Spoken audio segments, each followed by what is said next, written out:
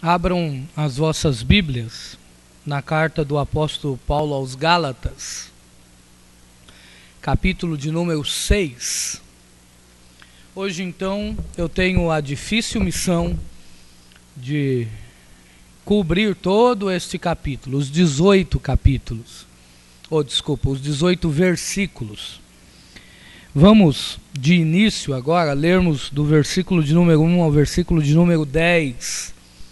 Mas a expectativa é que você mantenha a sua Bíblia aberta para que nós possamos estudar todos os 18 versículos. Repetindo então, Gálatas capítulo de número 6, do versículo de número 1 ao versículo de número 10. Os irmãos participem da leitura, sempre demonstrando aquele amor cristão com aquele que está sem Bíblia ao seu lado.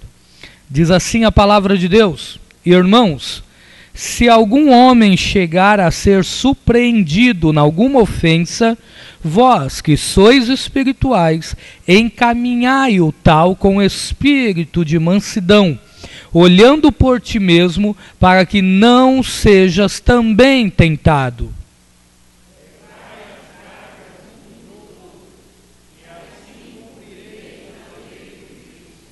Porque se alguém cuida ser alguma coisa, não sendo nada, engana-se a si mesmo.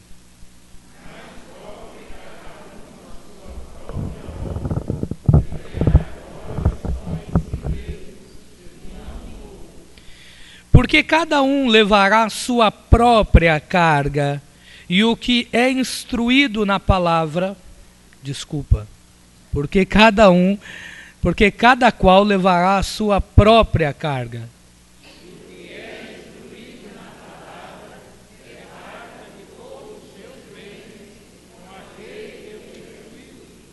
Não erreis, Deus não se deixa escarnecer, porque tudo o que o homem semear, isso também ceifará. Porque o que semeia na sua carne, da carne ceifará a corrupção, mas o que semeia no Espírito, do Espírito ceifará a vida eterna. E não nos cansemos de fazer o bem, porque a seu tempo ceifaremos, e se não houvermos desfalecido. Então, enquanto temos tempo, façamos o bem a todos, mas principalmente aos colegas da fé. Curve sua cabeça, por favor. Senhor, nos ajude nesta noite. Nós precisamos da tua graça, precisamos do teu amor, precisamos da tua iluminação. Revela-nos a tua vontade, Senhor. Confronta-nos com o teu erro, ensina-nos a tua palavra. Ajuda-nos nesta noite, ó Deus, em nome de Jesus. Muito bem, meus irmãos. No último capítulo, capítulo de número 5 da carta aos Gálatas, nós vimos como não devemos viver obras da carne e também vimos como devemos viver o fruto do Espírito Santo. Agora, nesse último capítulo, que conclui todo o assunto de Paulo, conclui essa epístola que Paulo escreve aos irmãos da Galácia, Paulo expõe que a verdadeira prática da vida cristã se manifesta na dócil disposição em restaurar o irmão que caiu, no cuidado diante da tentação, na avaliação honesta de si mesmo, na submissão ao controle do Espírito Santo e na prática do bem. Como vimos ao longo de toda essa epístola, não é isso que o legalismo propõe. O legalismo propõe glória própria. O legalismo propõe esforço humano como fim para a salvação. Sendo assim, Paulo conclui essa epístola demonstrando que o evangelho verdadeiro tem os seus deveres, tem que colocar em prática, tem que viver aquilo que se prega. Então hoje o que vamos observar é a prática do fruto do Espírito Santo. Nós olhamos e vimos que o fruto do Espírito é totalmente averso, é contrário às obras da carne. Deus espera então que cada um de nós tenhamos essa disposição em deixar o Espírito Santo agir na nossa vida para que o seu fruto seja evidenciado por meio do nosso cristianismo. Na primeira sessão então desse capítulo, do versículo de número 1 ao versículo de número 6, o que temos é Paulo ensinando que o dever dos cristãos é cuidar uns dos outros e de si mesmo. Então nós temos a responsabilidade diante de Deus de cuidar um dos outros. Eu devo me preocupar com os irmãos se preocupar com cada um e comigo também. A primeira expressão que temos então no capítulo de número 6, versículo de número 1, é Paulo direcionando muito bem para quem é as instruções do capítulo de número 6. Ele diz: irmãos. Nem todos da Galácia poderiam ser chamados assim. Lembram do versículo de número 4 do capítulo de número 5? Quando Paulo diz: olha, separados estáis de Cristo, vós os que vos justificais pela fé, vós os que vos justificais pela fé, da graça tendes caído. Então Paulo aponta que nem todos eram irmãos de verdade lá nas igrejas da Galácia, principalmente aqueles falsos mestres. Paulo então propõe que as instruções do capítulo 6 têm um endereço definido, tem um alvo definido. E quem é? Os irmãos. Ou seja, aqueles que junto com ele compartilham de uma fé genuína em Cristo Jesus. Logo, após dizer para quem ele vai dizer, ou vai ensinar, ou vai instruir, ou propor de como devemos andar, Paulo começa então o seu ensino com uma hipótese. Ele diz: se algum homem, na versão que estamos utilizando nesta noite.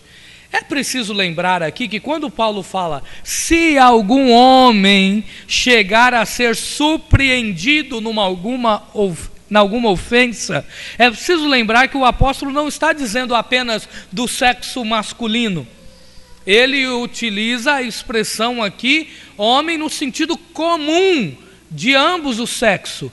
Sendo assim, uma melhor tradução aqui seria, se alguém, como algumas traduções optaram, se alguém chegar a ser surpreendido. Uma outra expressão aqui interessante é o termo ofensa.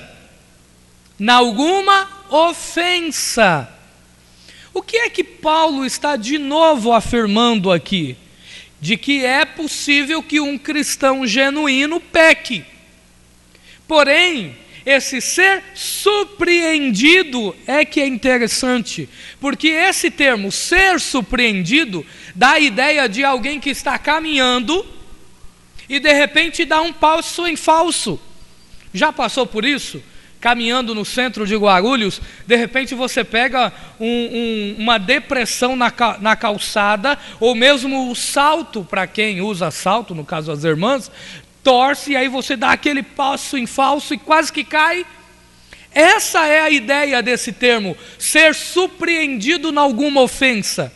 Não dá a ideia de que mais à frente o apóstolo vai dizer de alguém que está vivendo na prática do erro, de alguém que tem isso como um andar constante, de alguém que vive errando. Não, é de alguém que está caminhando, andando na fé, mas eventualmente dá um passo em falso. A pergunta que ecoa aqui é: como os cristãos deveriam tratar uma pessoa nessa situação? Como é que a igreja deve tratar alguém que comete esse deslize? Desse alguém que dá o passo em falso, desse alguém que erra? Paulo deixa bem claro. Olha só, encaminhai o tal com o quê? Com o espírito de mansidão. Paulo deixa bem claro que esse encaminhar aqui é sem dúvida alguma uma disciplina, é lidar com o pecado, é tratar o pecado, como deve ser tratado. Eu estava de manhã aqui na escola bíblica dominical e escutava a professora da classe infantil aqui na galeria, e escutei quando ela, feliz, disse às crianças: Deus perdoa os nossos pecados, mas nós sofremos as consequências dos pecados. A igreja deve ter em mente essa verdade na hora de lidar com algum irmão que errou, com algum irmão que pecou, com algum irmão que está lutando contra o seu pecado, mas cometeu um deslize. A igreja precisa encaminhar com mansidão, precisa disciplinar com paciência, com mansidão, com amor cristão. Como é que devemos tratar? Devemos tratar com mansidão. Paulo responde essa indagação de uma forma muito simples, apontando a realidade de que todos nós estamos sujeitos a isso. Olha só, a razão é óbvia para tratar o outro com mansidão. A razão para tratar um irmão que peca com amor é óbvia. Qual é a razão? É porque precisamos ter cuidado de nós mesmos. O que é que Paulo vislumbra com isso? Você deve ter paciência e tratar o seu irmão com mansidão quando ele erra, por um simples motivo: você também está sujeito a isso. Você também corre o risco de errar. Você também corre o risco de pecar. Não há outra razão pela qual nós devemos ser pacientes com os irmãos, a não ser pelo fato de que nós estamos sujeitos a cair no mesmo erro. Por que então não ter paciência? Por que então achar que devemos expulsar alguém, pisar em alguém? Porque nós também corremos o risco de pisar em falso.